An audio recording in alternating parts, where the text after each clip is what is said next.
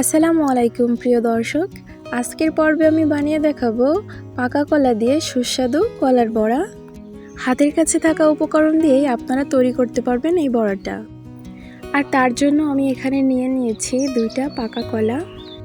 আর এই কলাটা যত বেশি পাকা হবে বড়াটা ততই ভালো হবে। এখন কলা দুটো আমি ভালোভাবে ছিলে নিচ্ছি।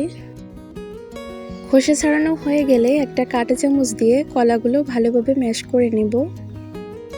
আপনারা চাইলে এটা হাত দিয়েও ভালোভাবে ম্যাশ করে নিতে পারেন।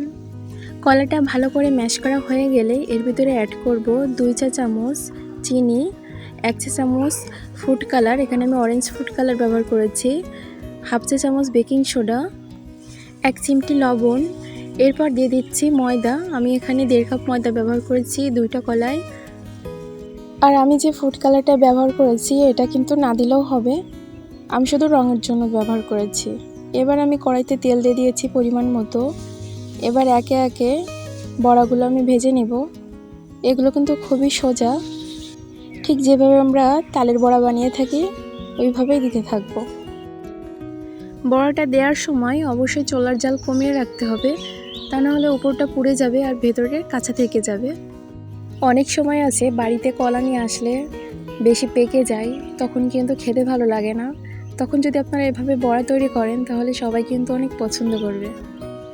ভিডিওটি ভালো লাগলে লাইক, কমেন্ট এবং শেয়ার করবেন।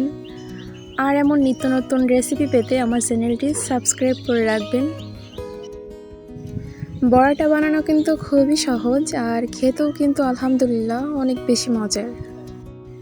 বড়াটা আমার প্রায় ভাজা হয়ে গিয়েছে, এখন নেড়ে চেড়ে বড়াটা উঠিয়ে নিব।